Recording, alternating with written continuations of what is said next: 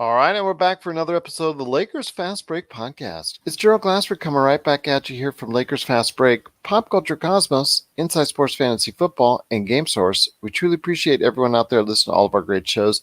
And if you can, please give us that 5-star review on Apple Podcasts. It's truly appreciated. Plus, if you can like, share, subscribe, support, please, or just tell a friend about us if you got a basketball fan in your life. It is truly appreciated. Well, I've been so excited to have this guy on for quite some time, but I know the new baby in his life, that has to take priority. But life is what it is in 2020, so I'm finally glad to get him back on to talk about the Lakers and so much more. It is my good friend, TJ Johnson. You guys knew him from Voice from the Underground, but again, he is also a great part of this show, the Lakers Fast Break. TJ, welcome back, my friend. Hey, man, brother. I appreciate being able to be back. I appreciate you keeping the seat warm for me. As you know, new baby life plus retail life plus happy wife life equals not a lot of life for me, but that's okay. I'm But you happy, have, man. well, you've been checking out the games, though. Oh, are you kidding me? Oh my goodness. I'm excited. It's really. I'm excited about our games. But on the flip side, I kind of wish a lot of the focus was still on other issues. So I'm kind of divided. I'm enjoying my Lakers, but part of me feels like a lot of hearts aren't in it. If that makes sense.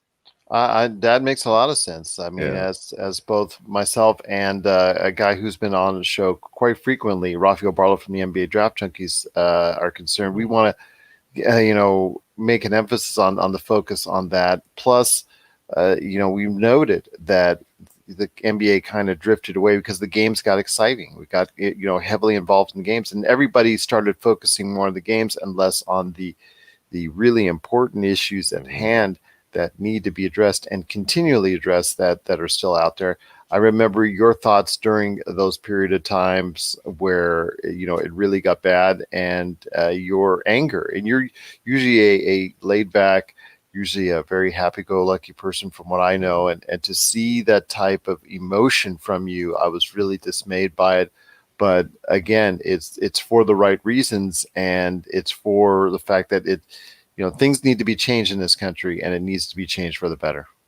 Yeah, absolutely. And I think as long as we're continuing to push the conversation, because for lack of a better terms, one of the better things that's happened with 2020 is that we've had this push, we've had this real strive for some form of equality. And while we're not there, not by any stretch of the imagination, I think that it's important that the conversation is still being had. I think it's important that we're still drawing attention to those issues. But obviously, at some point, talking is not going to be enough. We're going to have to start making some changes and start actually seeing the fruits of said labor. But I'm grateful for the chance that we've had to be able to continue to push the conversation and change a bit of the narrative, if you will. So. It's good to see you, my friend. And again, we do need to go ahead and change the narrative and go ahead and do what we can to make sure that equality does become more of a part of our country going forward. As I've told people on our previous shows, we need to go ahead, register to vote, make a change, be part of that change, positive change for the future going forward. And that's what I'd love to see. And I know a lot of other people will as well. I mean, that's what people are out there, peacefully protesting in the streets for, and that's what people are fighting for, and hopefully we'll continue to fight for quite some time. And with the NBA, is something that they're now doing even more of. And I want to say just the whole thing got caught up because we still saw the ads, we still saw the announcements and the promos, but they were getting less and less Exactly. as the games kept going on, and it took unfortunately something as drastic as the terrible shooting of Jacob Blake for things to be put back into perspective once again. And we're seeing that now even more. They're allowed to go ahead, and the players have gone, like you said, the NBA is allowed, I think, for more descriptive, very specific targeting and messaging, I think, on their shoes, more as far as what they're talking about in their post-game comments. LeBron, for the most part, has been one of the most distinct points of character in this whole conversation continuously. So I give him credit for that. But at least now the NBA realizes that it has to do more than just go ahead and be, on the sidelines saying, okay, here's what we've done. We need to do even more now. Absolutely. And it's funny. I think about David Stern, and I think about the things that David Stern, the former commissioner of the NBA, the late David Stern, and the things that he had to deal with in his time as commissioner. And then I look at the things that Adam Silver has had to deal with in his very, very brief tenure as the commissioner of the NBA, as far as, you go back to the Clippers, Donald Sterling. Yeah. Yes. I mean, that was a start. I mean, he wasn't hot in the seat yet before he had to go deal with that. And it seems like it's been one after the other. But what I can appreciate about Adam Silver is that he's handled each issue with grace. He's handled each issue as best as he's been able to at the time being, and he's the first person to admit that he doesn't have all the answers and he's not sure. He doesn't come off as an arrogant, as to say, well, this is what it is and this is what it's going to be, and et cetera, et cetera, et cetera. This is a fluid issue. This is an ongoing issue. It's something that's not going to be resolved with one conversation, 2 conversations, 10 conversations. This is going to take legitimate change. This is going to take legitimate effort. This is going to take legitimate restructuring. And kudos to him for doing whatever he can, and the owners as well, for trying to figure out ways to keep basketball going, keep something happening, kind of give America something to think about and something else to talk about. And I'm okay with having a bit of a distraction as long as it doesn't become the focus and we lose sight of what's really important. I'm okay with some brevity. I'm okay with some air. I'm okay with breathing. But we can't lose focus on the fact that there are still very, very real issues that we as a country are dealing with, and that we have to continue to figure out a way to navigate and move past and move forward through. So kudos to Adam Silver for what he's done. And like I said, I'm excited the basketball is back. I just don't want it to become the focus again. Yeah, and I understand that. That's very, very point indeed, because obviously what's going on in our country at this point in time. But there is still, as we've seen, I mean, these games we're coming right down to the wire. It's hard not to keep the focus on it. I mean, yesterday, the day before, I mean, all close games. We're seeing it. Adam Silver, while he was obviously very concerned with where the season was going because of the lockout or because of the players deciding not to play.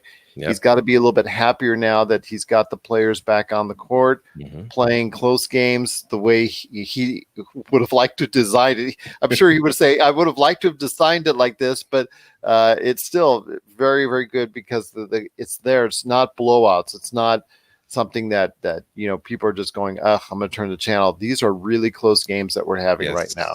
Yes, they are. I mean, if you look at the Denver-Utah series, was just incredible. Jamal Murray playing against Spider-Man, Don Mitchell. It was just an incredible series. It was an incredible game. Went down to the wire, literally down to a last shot that just went out. It's exciting to know where the future of the NBA is going to be. Obviously, as a Laker fan, we're here right now. We're looking at the LeBron, we're looking at the Anthony Davis duo, and thinking, okay, we got a championship in sight here. This is something that could actually happen, especially with Milwaukee going down 0-2 right now. I'm not saying yay, but I'm saying interesting. Yes. but saying very all that, interesting. Saying that it's an awesome thing to see exciting basketball again. I think that's one of the things that people can say about the NBA is that there's a point in time, and it's usually right after the All-Star break, where things get a little bit of a malaise, and you kind of it's like the dog days of summer, right? You're kind of trying to just make it through till you get to the playoffs. And what we've been able to experience here is a playoff-like atmosphere from the jump. And that's kind of exciting. So being able to see these games, I really do wish that there was a way they could have more fan interaction, maybe pump sound into the arena, more so like the MLB is looking to do. And I think even the NFL is going to look at putting more crowd sound into the arena and giving it that feeling still, because I think that's something that's extremely important to these players and trying to give them a sense of normalcy in their environment. We look at it from a standpoint of, oh my goodness, you guys are locked in Disney. But they're looking at it from the standpoint of we're locked someplace that we've never had to be. We've never had to be locked up before. We've never had to be quarantined to a specific place. I don't have my family. I don't have the luxuries that I've gotten to enjoy outside of this bubble, if you will. There are a lot of things that are still playing against the players. I know we give players like Paul George a lot of crap because he talks about how he was just in a really bad place, and I think he was going through something with his girlfriend or whomever. I don't know. But, people like to give him crap because he was just all mentally distraught. And, we say, oh, you guys are getting paid millions and millions of dollars to go play a game. Like, just go play the game. And I get it. I'm from Chicago. We have a pick yourself up by your bootstraps if you have to and get back to work mentality. I understand that. But there is something to be said for mental fatigue. There's something to be said for mental anxiety, anguish, things of that nature that I'm sure these players are dealing with to a degree. So I'm excited that once the ball gets tossed in the air and we're live, that becomes the focus for that particular time. And it's been some really, really, really exciting basketball. James Harden hitting who would have thought that the clip that we're talking about for James Harden isn't him scoring, it's him getting a block to save the game. Who would have thought that that's something that we'd be talking about in 2020? I mean, it's already been a topsy-turvy year as is, and now we're looking at a James Harden highlight that doesn't include him scoring. It's kind of just an incredible time to be a fan of the NBA right now. Absolutely, my friend. It is. And with James Harden's block of Lou Dort of Oklahoma City, just saving the day for Houston as they move on to the next round against the Lakers. And let's talk about that real quick. Okay. And let's focus in on that because it does start tomorrow. Yes, the Lakers and the Rockets. So we have tall ball versus small ball per se.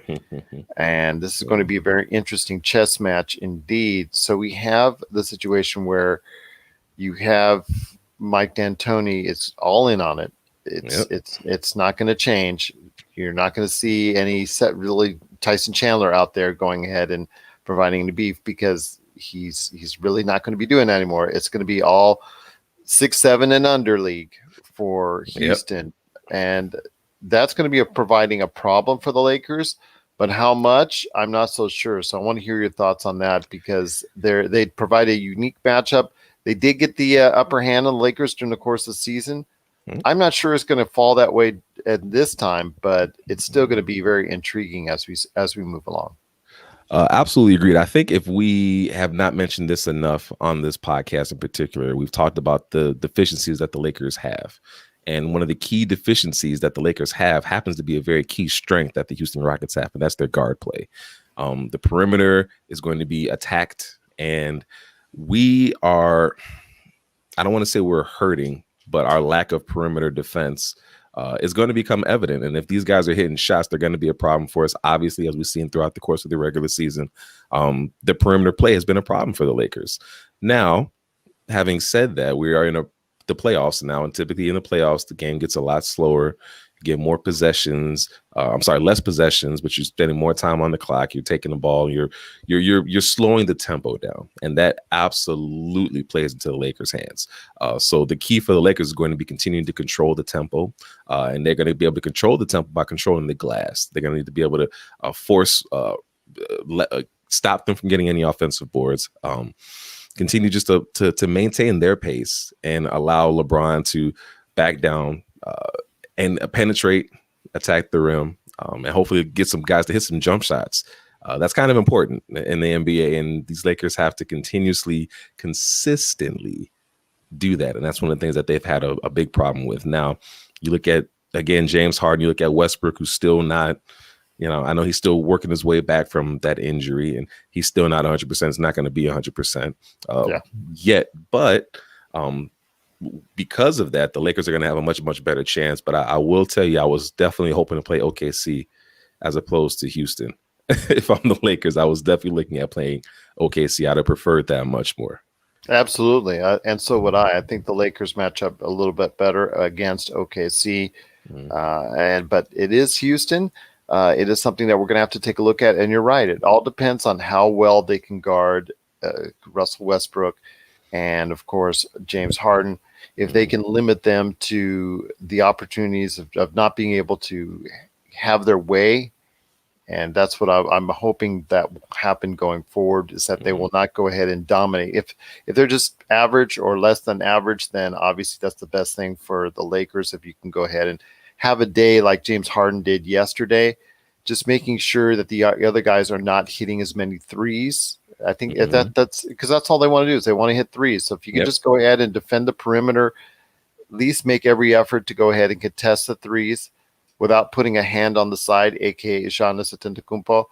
As we saw last night. You can't have that hand on the side, as he comes down. That was a tough foul, man. I can't believe they called that. I really can't. Well, we discussed that last night. I think it's a makeup call by Mark Davis for the first call against Goran Dragic, who was just straight up and hands up on that 3-pointer by Middleton. And I think that was just a makeup call personally, because one bad call, he made it up with another bad call. So it's simple as that. So yeah. I guess there's a time and place for everything. And at that particular juncture in the game, brother, I'll tell you what, I'm sure that particular referee was excited that there are no fans in the stands right now, because they would have heard it as if they didn't already hear from the players, but they would have heard it something fierce. They'd have had to give them a security escort out the building, because that was egregious. That was pretty bad. Absolutely. But then again, no crowd. Well, the crowd's only virtual, so really you can't say much from there. Exactly. They're really a non-factor at this point in time. So it was just, it was one bad call made up by another bad call. So just simple as that. Yeah. But once again, I'm talking to TJ Johnson. He's right here for us, right here at the Lakers Fast Break.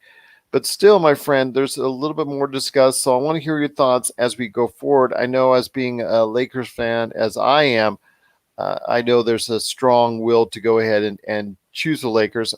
I think the predominant picks right now have the Lakers going in 6. I don't hear as many people citing for the Rockets this time around as, let's say, the last round, when a lot of people were already having the Trailblazers pass up the Lakers.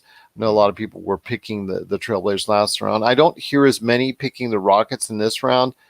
Maybe it's because they went to a full 7. They think the Lakers are going to get up early. I think that's the key. If the Lakers can go ahead and get up early, they can go ahead and finish this off rather quickly. I don't think it's going to be as easy, though. I'm going to say 6 games. What do you have? I have the Lakers in 6. What do you have? Yeah, absolutely. I would agree with you. I think the Lakers in 6. I think what's going to benefit them is, obviously, we know that the Rockets like to run transition basketball. They just went to a 7-game series.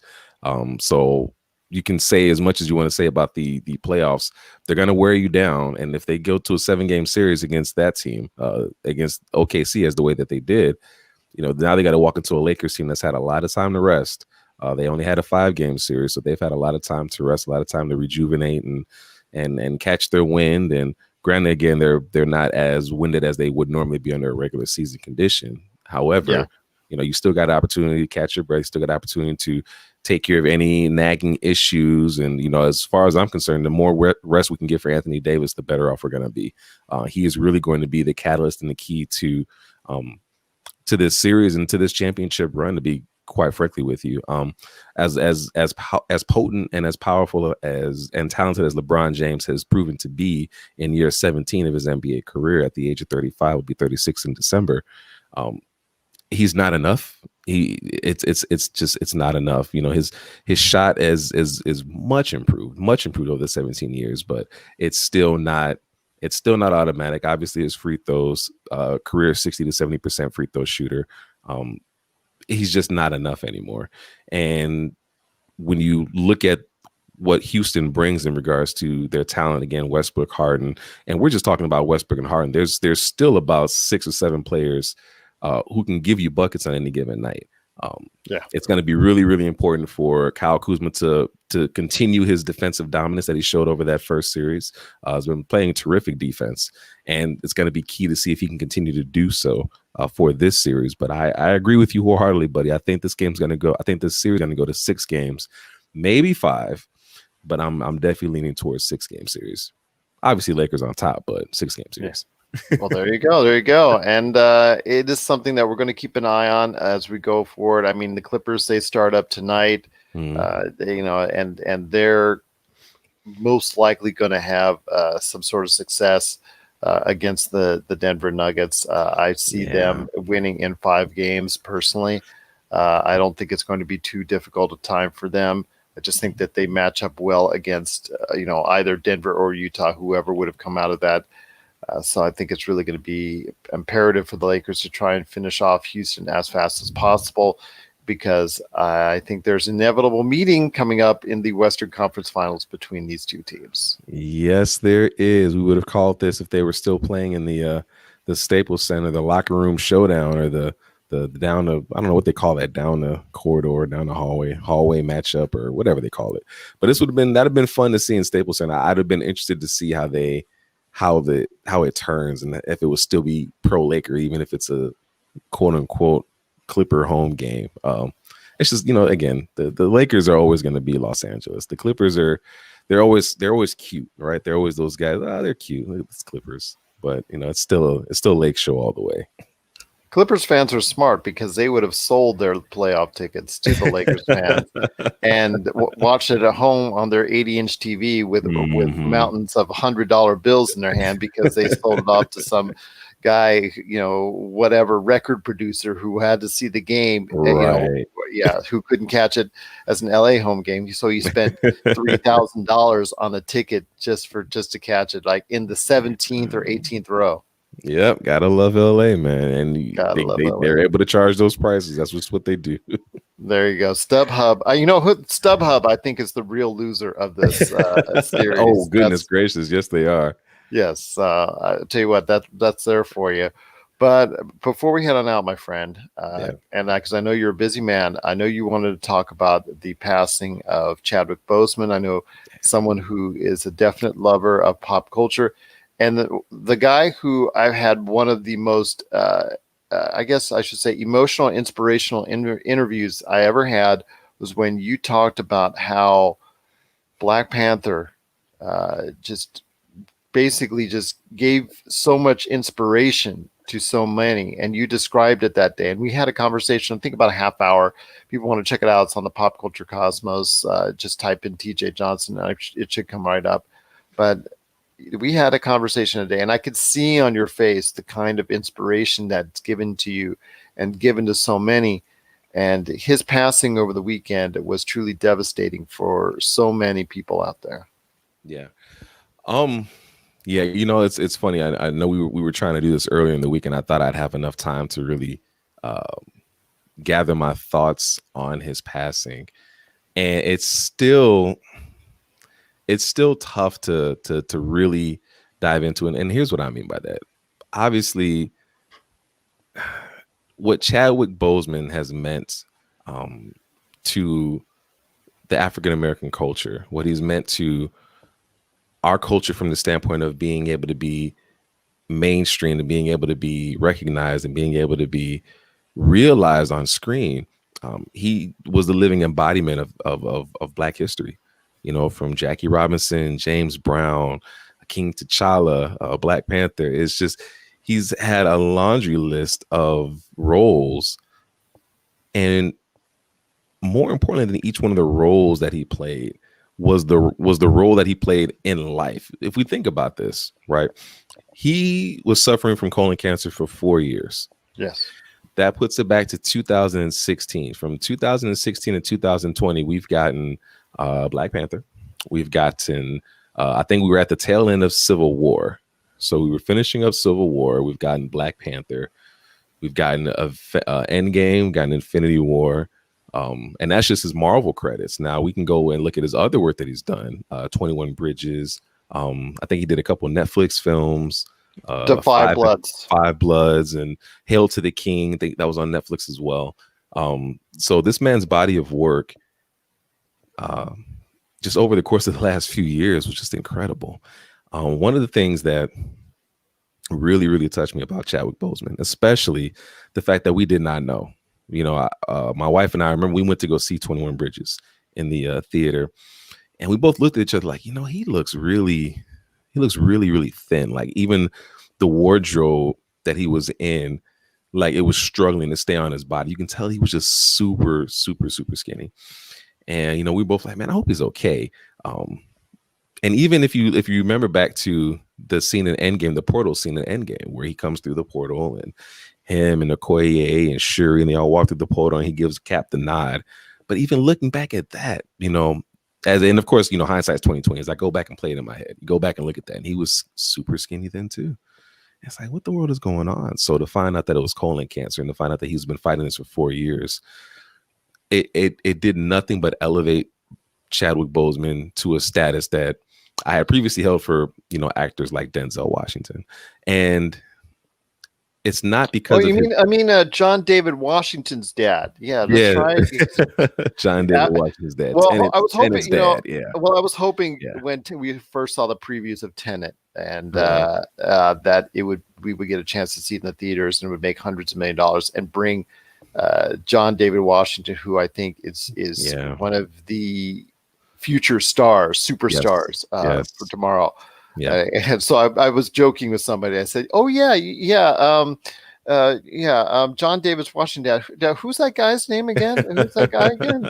Yeah, of course, Denzel, one of the greatest actors of all time. One of the greatest of all time. Absolutely. Yeah. But I don't think he minds that. That's just a dad's pride. Yeah. Oh goodness, yeah. You know, I remember the first time we realized that Denzel Washington had a son again. My wife and I we like to watch movies and TV shows, and we were watching Ballers, and there was a scene on Ballers, and I heard a certain diction in his voice, and I said, that sounded like Denzel. I'm like, honey, that sounds an awful lot like Denzel Washington. And she was like, no, I don't think so. And I said, no, it sounded like Denzel. I was like, I guarantee you it's Denzel. So of course, you know, we were watching it through Amazon Prime. So Amazon Prime has the IMDb right there with it. And sure enough, John David Washington. So I thought that was pretty cool. But anyways, I digress. As far as Chadwick Boseman, he's been elevated to a status that I previously held for the likes of Denzel and Will Smith as well, from the standpoint of what he means to the culture. Now, I've got the pleasure of I get to see this gentleman every day. Not every day, every week for our church service. And this gentleman is handicapped. He lost the use of a leg. He doesn't have a leg. He lost his sight. He lost his sight years and years ago. His wife is handicap bound as well. And yet, when you put them together, brother, they keep it moving. They keep it moving. They never ever let their disabilities, never ever let their handicaps be excuses.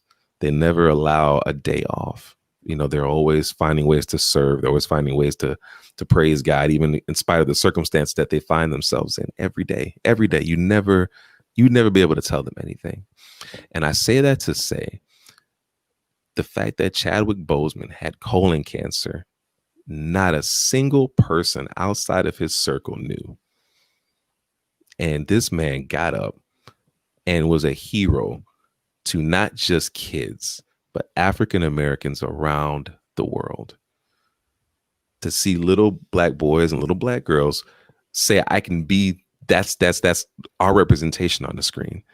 And to even see things like little white boys and little white girls want to be Black Panther. You know, I think there's something to that. And to be going through what he went through, filming these scenes, trying to gain weight, trying to, you know, look the part of a superhero, and he's fighting colon cancer.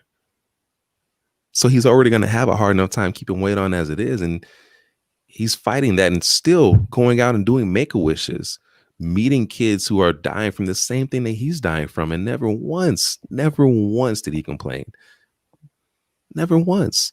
I think it's an incredible testimony to the power of the human spirit. I think it's an incredible testimony to the power of will. I think it's an incredible testimony to someone who truly understood their position and their platform and did not take it for granted. He is an embodiment of never taking a day off. And I think if he's done nothing else for me, and he's done plenty as far as I'm concerned from the standpoint of just giving me something to say represents us. He's given me a personal charge. You're not too tired. You're not too tired. You're not too beat up. You're not too worn down.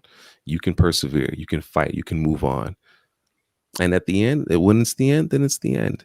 But you live each moment you have as if it's the last one. You do everything you can while you can do it. And I think for me personally, that's one of the biggest lessons that I would take from Chadwick Boseman's passing, is that he was the epitome of no plays off.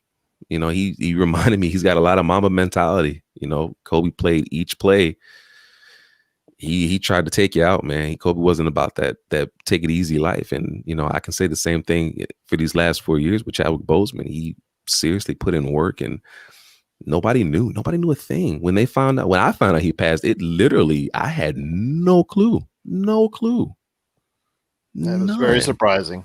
None. Hit us like ugh. And then, you don't know what you have until it's gone. And to hear people's recounts of conversations, to hear people's stories about who he was and what he represented, to see the way a lot of things in his life came around full circle, even with being able to work with Angela Bassett on Black Panther, when I guess she was there for his, and something to that effect. I don't remember it exactly. All I know is that they knew each other from something that he did as coming out of college, and then he gets to turn around and work with her again. I mean, to see the way that God works, and to see the way God brought them around full circle again, and to allow us to be witness to that, I thought was truly incredible. And it really calls me personally to appreciate who we have while we have them, and not continue to take them for granted, not continue to take any of those moments for granted, not to continue to take any of those people for granted, not continue to take any of these times that we have, these moments in time for granted, with anybody. So it really does teach you as well that if you have axe to grind, or if you've got an issue with somebody, you got to let that go. If 2020 has not taught us enough, it's time to put down the pitchforks. It's time to put down the hatchet and bury it. It's time to move forward in love and just be better. It's not promised, man. None of this is promised. Us being able to podcast is not promised. Us being able to have these moments where we can talk and catch up, it's not promised. And I think that he helped really bring that to home, as if 2020 wasn't sobering enough to realize that. His sudden, dramatic, and quite frankly, just blindsiding passing was really, really just a eye-opening thing for me. I think we all kind of got a little complacent with this COVID, and okay, we have a better understanding of it, or we feel like we have a better understanding of it, and it started to take some of the scariness off of COVID, and it started to take some of the scariness out of our day-to-day. The truth of the matter is that when it's our time, it's our time. So if you can bury the hatchet, bury the hatchet. You don't want it to be on you. Make whatever attempts you can to move forward in love, and not let that be on you. Well said, my friend. Well said. And again, before we head on out, I want to ask you this. The inevitable question comes up in Marvel Studios. Kevin Feige now has the heavy decision to go ahead and try and move on the series. I really wanted to talk about this with you. I know there's not such a great time to do it. I know, there's, when do you start talking? When is it proper? When is not? But I've already seen the conversation already started taking place. Social media, other people are talking about it. And eventually, after the mourning period, after a certain period of time, you're Kevin Feige, you have to start talking about it as far as who will, or what is the future for Black Panther. Black Panther 2, Ryan Coogler had said he had already written some amazing lines for Chadwick Boseman. He had already set everything up for that character going forward. And now he's got to go back to the drawing board. And while he's going to be very sad in doing so, it has to be something that I think is necessary, that Black Panther in some form or fashion remains in the Marvel Cinematic Universe because of the importance it has to the worldwide community, not just the African American community, but now the worldwide community as a whole. Yeah, man, that's a tough one. That's something else my wife and I were talking about. I don't Let me be clear, I don't have any really good decisions unless my wife's involved. So we were talking about this one too. And we were Smart trying to man. There you go. hey, she's my rock. Um, we were talking about this one too, and we were thinking, it's important that the representation that Chadwick Boseman gave us is not stifled. And here's what I mean by that. Just like Batman is a symbol, right? He's a symbol, and really Batman can be any of us. Anybody can be Batman from the standpoint of taking up the mantle, believing in an ideal and sticking to it with all of our core. Black Panther, again, there have been multiple Black Panthers. Shuri was Black Panther for a little while, until T'Challa was resurrected in the comics. And I think that, truth be told, ultimately this is something that can be recast. And I don't say that not realizing how bad it sounds, having just lost Chadwick Boseman. But what he did, if let me put it this way. I would imagine if I knew Chadwick Boseman and if I had the opportunity to speak to him, he would tell us the same thing. He would tell us that you've got to pick it up and you got to move forward, and you can't stop. The progress that we've had in being able to have representation in these major films and these superhero films and these mainstream films, that movement can't stop. And if his role in Black Panther helped open up the door for more roles in a similar fashion, then that's where the victory is really going to be. But us taking what he's done and putting it to rest is going to do him a disservice as a person, as a force in this movement. I think that for his legacy, you have to continue.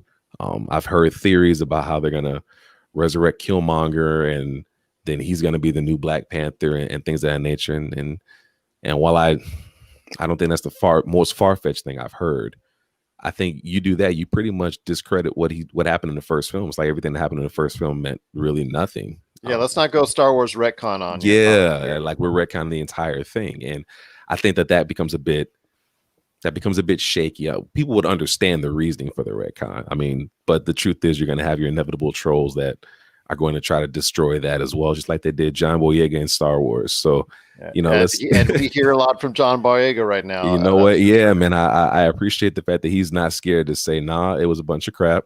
I did not enjoy my time working on Star Wars. I did not enjoy that experience at all. And no, I have no desire to ever go back to that.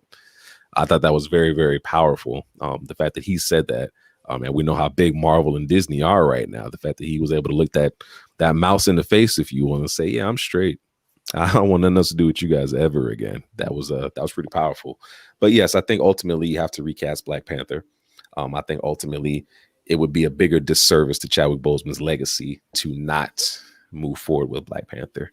And it's gonna be weird, but it's not going to be any more weird than us eventually seeing another Iron Man. It's not going to be any more weird than us eventually seeing another Captain America, from the standpoint of you have to replace the character.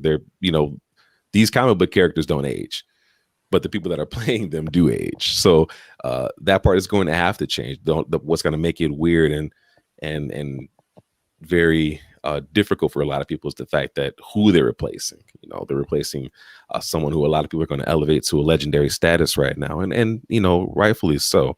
And that's going to be a difficult task in and of itself. But I do think the role ultimately has to be recast. I think the answer is right in front of us. I think the answer is right there, part of the cast.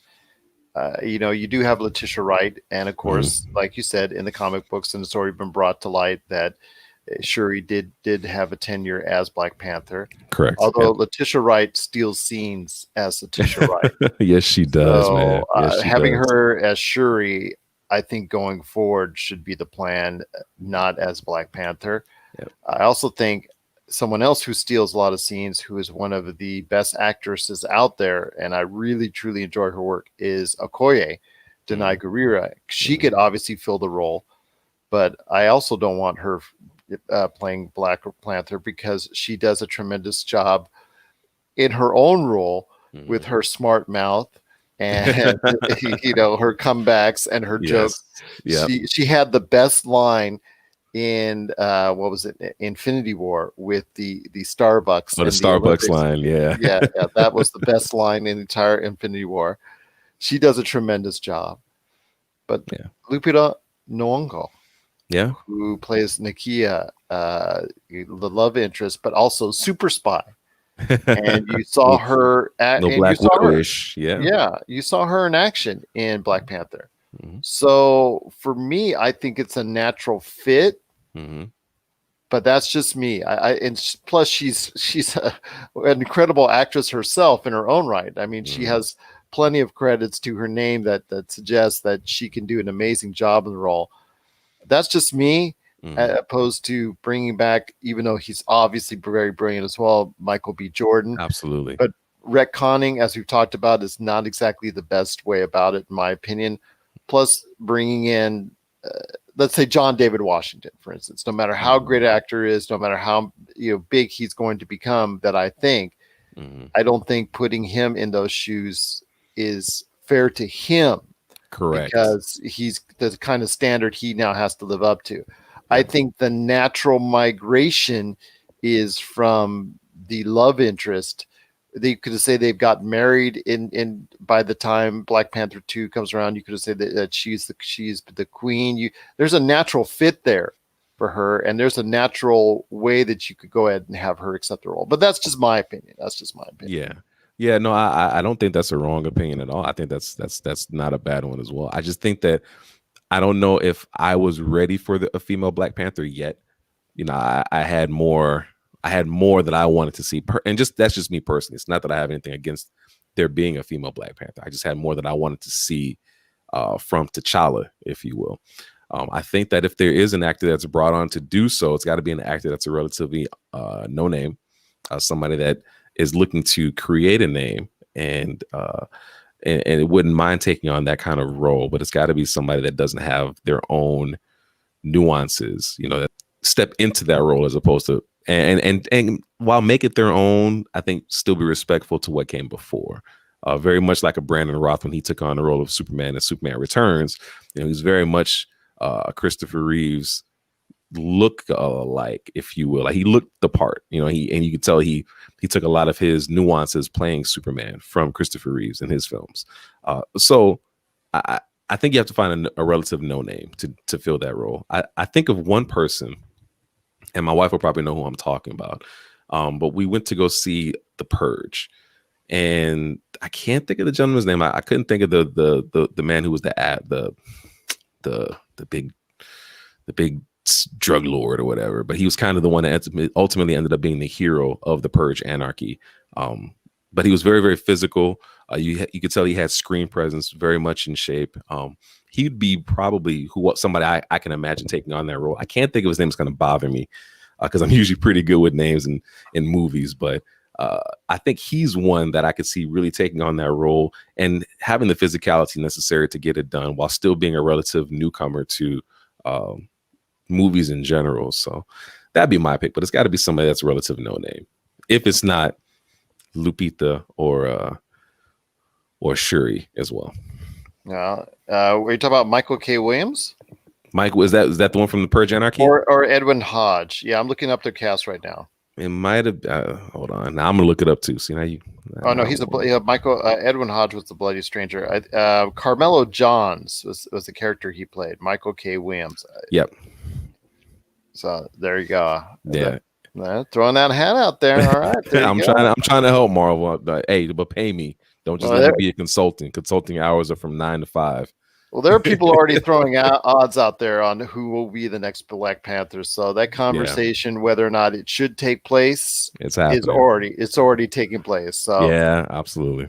but then again, it needs to take place at some point in time. Maybe not now, but in the not too distant future with Ryan Coogler and of course Kevin Feige. They need to sit down and map that out. But I certainly don't think the characters should be written off at all whatsoever. No, I agree. I might call Marvel myself and see if I can audition. Maybe I can. There you go. Maybe I can help out. Absolutely. TJ Johnson, under these terrible circumstances will now rise up as the new Black Panther. There How you about go. that? And I How can about say I that? got to know you. All right. All There right. you Sweet. go. There you go. You knew TJ? Yeah, I Yeah, knew him way when back when, right? yes. Way back when, indeed. Once again, I'm speaking to my good friend TJ Johnson. Just a pleasure talking to you as always, my friend. But before we Always. head on out, I want to hear your thoughts one last time on the fight that continues and the reasons why that we should be cognizant of ourselves and our future going forward, because there needs to be more equality in this country, and because so much has gone wrong in 2020 and previous years in regards to systemic racism. And why, in your opinion, do you think we need to go ahead and still continue this fight? Because obviously the reasons are right out there for everyone.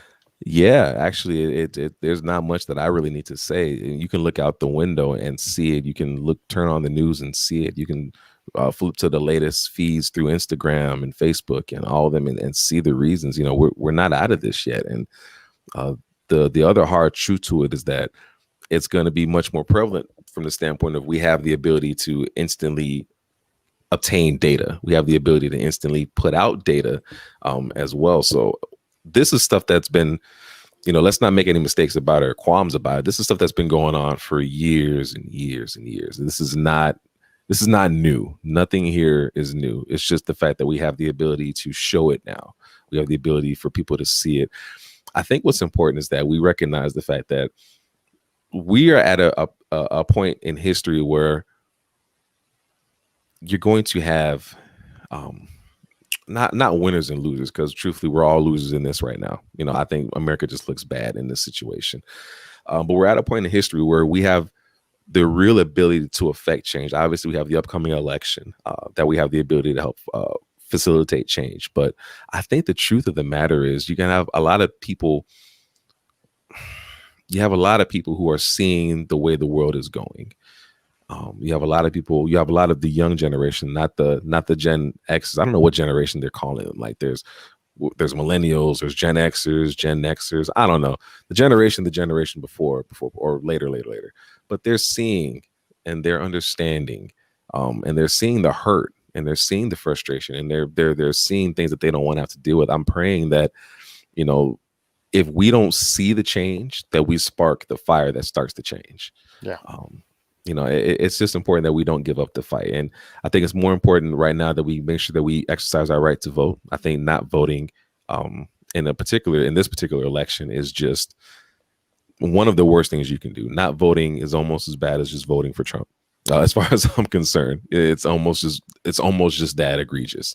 The fact that, we've had ancestors who have fought and died. As a Black man, we have ancestors who's fought and died for the opportunity to vote, and to vote during situations like this where our world is dependent on it.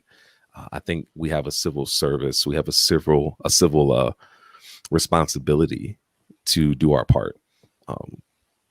So there's a lot that still needs to change. Obviously, we could spend a whole nother podcast talking about that. But what's important is that we continue the fight, we continue the conversation, we continue the movement. We don't allow people to take what's happening and spin it. The truth of the matter is, it's not that us saying or anybody saying Black Lives Matters means that no other lives matter. That's not what anybody is saying. What they're saying is that, hey, they matter too. Black lives matter. And I think when people take the political aspect of it, or this ideology that it's a movement that's not really helping, or that we're looking at Black being supreme, like that's not it. We just want to be. We just want to have a seat at the table. We just want to be equal. We just want to be able to do what we came to do. We want our fair shot, just like anybody else. That's it. So there's still a lot of work that needs to be done, and we could go on and on and on and on. But there you go. No, but couldn't have said it better myself right there for you. Once again, it's my good friend TJ Johnson. I'll tell you what, I want you back on the show as soon as you're able to. I know your schedule is very tough, but if you're able to squeeze a little bit of time. I need you coming back on the show as soon as you're Yes, able sir. to talk the Lakers, pop Yes, sir. culture as always, and even more. But my friend, it's always a pleasure talking to you. And again, hopefully everybody out there will do their part in trying to go ahead and make this a better world. And it starts with your vote come November. So. Amen. Amen, brother. Appreciate it. You got it, my friend. I wish you well. Continued success to you. I'm so happy that you're again part of Pop Culture Cosmos, and of course, right here at the Lakers Fast Break Podcast.